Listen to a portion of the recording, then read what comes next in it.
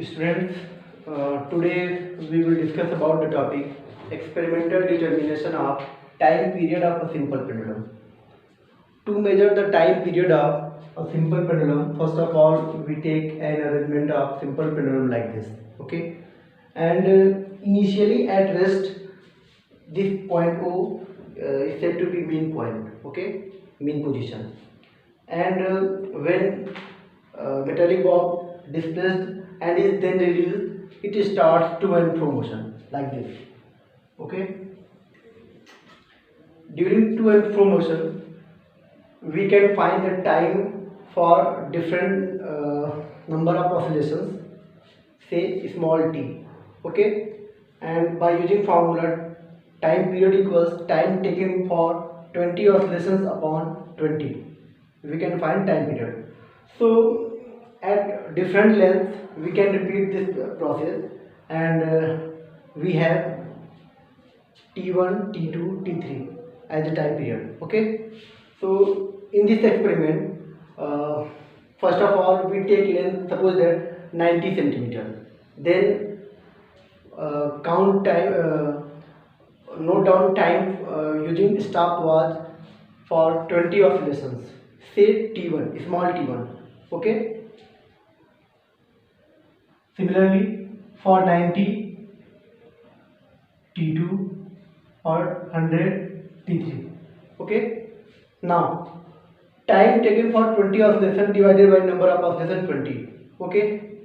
Then we have corresponding t1 time period for first length, then t2, t3, and in last column we can find t square of t, okay? Now if we plot a graph between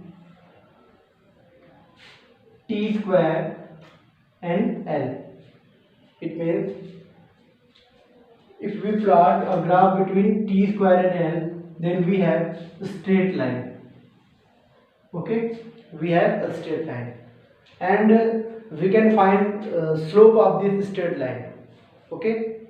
Overall, in t square L graph, we have a straight line, okay? And we can find straight slope of a straight line by using formula slope equals tan theta, or slope equals perpendicular upon base, or slope equals y2 minus y1 upon x2 minus x1. y2 minus y1 upon x2 minus x1. If we have any 2 points on this straight line, say x1 y1 and x2 y2, then we can use this formula, okay? So first of all we can find slope, okay? Now slope will be y2 minus y1 upon x2 minus x1. So first of all take any 2 points. Suppose that this point is point P, point Q. At point P we have time period, square of time period t1 square, corresponding length will be L1. Similarly at point P we have t2 square, corresponding length will be L2. So from this graph we can find y2 minus y1 t2 square minus t1 square upon L2 minus L1. Actually this is slope of this line, okay, and is equal to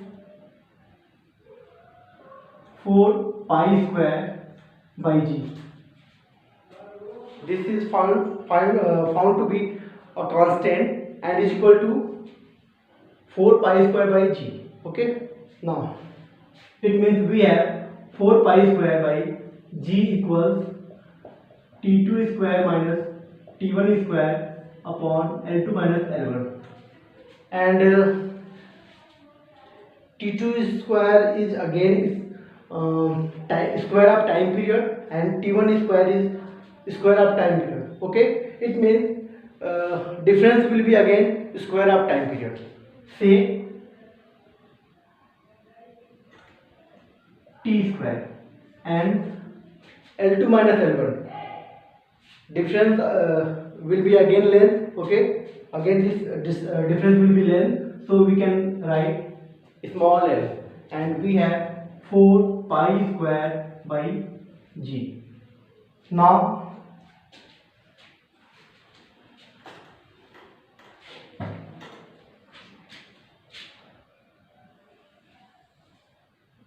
we have 4 pi square L by t square equals g.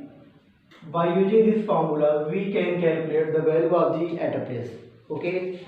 Similarly, we can also find the value of t. Then we have t square equals 4 pi square